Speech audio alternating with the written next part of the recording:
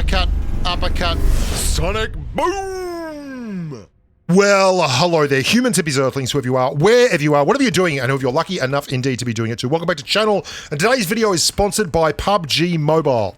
And this video is really important, particularly if you want to know more about how the game works. We're going to talk about shell velocity as the way we inform our weapon selection. We're going to talk about desync. We're going to talk about the mechanics of the game, how they work. We're going to talk about attachments, ADS speed, the best attachments for all-round play, all kinds of different things. So stick around and maybe, just maybe you'll learn something. Now, this screen grab is from my website, thebushka.com, which lists all this stuff, including backpack space size taken and everything like that. But the important factor you saw there was bullet speed. Now, bullet speed is quite simply how fast the weapon fires the round out the end of the gun.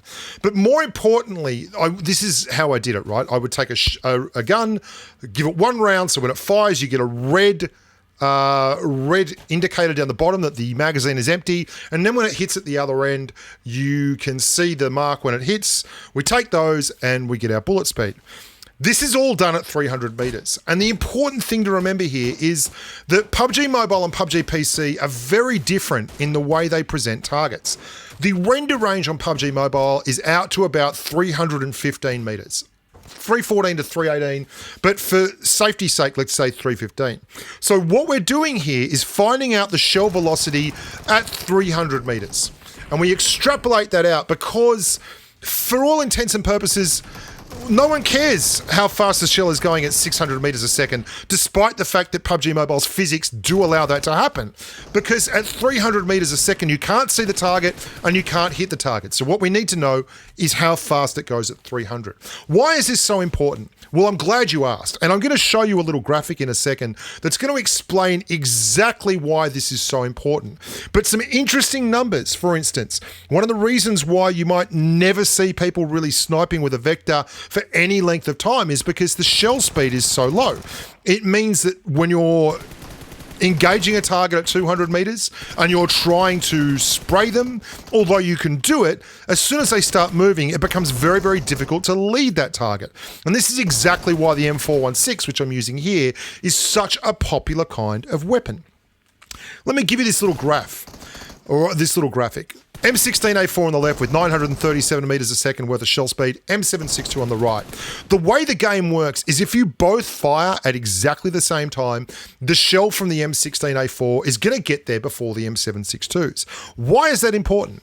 Because what happens in the game is if your target gets knocked, his damage and bullet disappears. So if you're knocked, even if you fired the round off perfectly and it's going to hit the other guy in the noggin, you're down, your bullet has ceased to exist. This gets even crazier when we introduce the server into the equation. And this is why these little numbers are so important, because 937 meters a second, the difference between those two numbers is like 0.1 of a second, okay? But when you're talking about weapons that can clear a target in 0.3 of a second, 0.1 of a second is a lot. And the round you fire has to go to the server first and then go from the server to the player. So what you're seeing on your screen isn't always what the opposition player is actually sending to the server. When this happens, we call it desynchronization, right? So it's also called the peeker's advantage. Here comes a bloke, he's going to go up the stairs and come into view on me, but that's 260 milliseconds after he got there. Okay, on the server, my ping is 260 milliseconds. So he was already up the stairs a quarter of a second ago, and I get knocked despite the fact that for me, he's firing through a box and through a wall. Then I get thirsted and my game's over. This is one of the reasons why this game is so difficult to play on high ping versus low ping players. Something else that isn't talked about enough in PUBG Mobile is mobility versus recoil control. The best way to control recoil is to put the right equipment on the gun, but it's also to ADS. So you might note that in these clips, for the most part, I'm intentionally not ADSing until it gets really, really serious. You're going to see in a second, I've got 9 rounds of 5.56 left. Now, the TPP not ADSing was an intentional thing, but in FPP, I think this is far more important. If you're playing FPP, you really have to work on your ADS game. And that means you have to be able to reliably beat the other guy into that mode. So if you're running a red dot and a thumb grip, you can ADS an M416 in 0.22 of a second. If you're running a red dot and an angle grip, you can do it in 0.27 of a second. If you're running absolutely nothing to improve the ADS speed of the gun, it's going to take you 0.37 of a second. Well, big whoop, Bushka. Who cares? Well, that doesn't make any difference at all. Well, you can see right here. Let's have a look at those sprays again. Without ADSing, there is a huge dispersion in where the shells go or where the bullets go. And that's just being completely stationary. Spraying and praying is a real thing. When you ADS, without guiding the gun at all, you can see that there is a dead straight line. Now, again, you might be saying, well, that doesn't really matter, and I prefer the play style of hip firing and everything. I want you to think of it like this. If you ADS in to a target because you really, really need to hit that target, if you don't run an angled or a thumb grip, which I'm starting to run a lot more of both, particularly the thumb, I never used to run it, then you are missing out on 0.15 of a second. 0.15 of a second is nearly enough time for 3 rounds of an MP5K to fire or a Vector. It's enough for 1.5 rounds of an M416. That could be the difference between spraying and not hitting, or spraying or directing an ADS AKM to a headshot and winning a gunfight. And people need to understand that this whole game is that nuanced. The ability to hit a shot that takes into account the shell speed, that takes into account the desynchronization between you and the server, that takes into account the ADS speed of the weapon, that takes into account the reduction in damage over distance, and all this stuff. The effect of armor. It's these tiny little numbers that win me gunfights all the time. And understanding how to better set up your game to take advantage of those is going to be something that will revolutionize the way you play PUBG Mobile.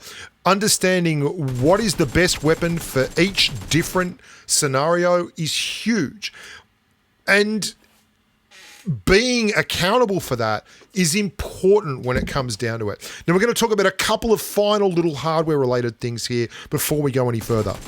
Primarily, that low frame rates equals lower damage. Now, this seems crazy on face value, but the idea is very simple.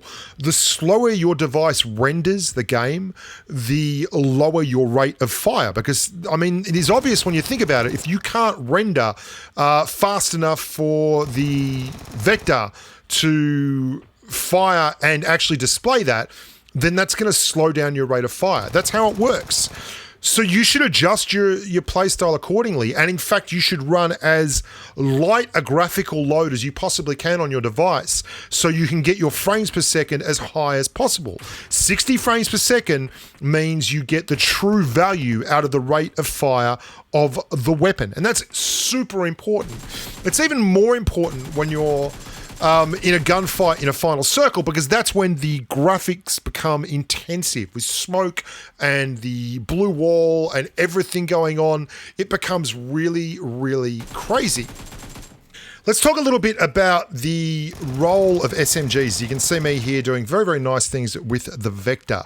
And why I think SMGs are completely underutilized. Now, there is a bit of a meta going on at the moment in PMCI, I don't know if you've been watching it, where a lot of people are running Tommy guns. With the recent changes to Tommy guns, the kill potential of a Tommy gun with an extended mag has gone just over the top of the kill potential of, say, an AKM. An AKM can knock out about 1,916 damage in a single clip into a standard chest area. Tommy gun can go just over 2k worth of damage. What does that mean? Well, if you're paying attention to things like this, Tommy guns and guns that can really lay out a whole lot of damage in one clip, doing it quickly with a good time to kill, are super important, because what they give you the opportunity to do is clear entire squads without having to reload, or clear multiple people at once and thirst the knock without having to reload. That's why the M249 for me is actually climbing up and is just about the best gun in the game, in my opinion now, because although it isn't as crazy fast in terms of time to kill as a Mark 14, it can wipe squads with the same kind of damage output as a Graza. And it can do it with, I believe, a lot less recoil. Now, SMGs as a whole are also outstanding for this kind of spraying. The reason being that they have what they call explosive damage. Now, again, I've got all the explosive damage numbers with the limb hits and the limb shots up on my website. In addition to this, SMGs have a movement advantage. So there is a movement penalty when you run an LMG or an AR. But if you are late game and you are considering running a Tommy gun or a Vector or anything like that for spraying, it's not a horrible option. The reason is pretty obvious when you start shooting into people with level 3 vests and level 3 helmets. Those kind of targets really knock the damage out of your rounds. But if you hit someone in the leg with one of those guns, you actually do more damage to them than you would do shooting into a level 3 vest. So SMGs have a real role in the game, but they're massively underutilized. The MP5K, for instance, is an absolutely incredible weapon. And the rate of fire, the ability to run a red dot and to run an attachment, a lower rail attachment, and a compensator, and a tactical stock. These are all kinds of things that combine to make a perfect Vikendi loadout for me. If I'm running 2 ARs or 2 automatic weapons, would be MP5K as primary, and then a G36C as a secondary spray weapon, a la an M416, because the recoil profile of the G36C is so incredible. Now you can jig these loadouts around so that they become obvious just by going and looking at the stats, thebushka.com. I mean, it's all there for you. You just need to understand where you're looking. Finally, let's talk about the suppressor issue. A lot of people will only run a suppressor on their ARs or their automatic weapons. And I find this baffling, because especially if you're in a squad, once you have a squad mate fire, if you're in the general vicinity, then that stealth factor is pointless. It's really, really poor. And that is the only thing a suppressor does for you. It doesn't lower recoil. It doesn't lower in horizontal or vertical recoil. And because of that, it really doesn't help with your gun handling and the amount of rounds that hit the target. A compensator is absolutely a must-have, in my opinion. I will run a compensator on every single weapon before I run a suppressor. The obvious caveat for this is if you're solo and you're a TPP grass snake kind of guy and all you want to do is lie down and just fire at 100 meters suppressed from the hip, yeah, go knock yourself out. You may actually get some value from that. But if you're in a squad, I would highly recommend that you start looking at compensators and get off the whole suppressor train, which everyone seems to adore. Of course, I will always run a suppressor on my bolties. Like, love the suppressor on the bolt actions. Absolutely brilliant. One final thing. You should be running sniper compensators on your DMRs. They are far more effective than AR compensators in terms of lowering recoil and allowing you to hit more targets.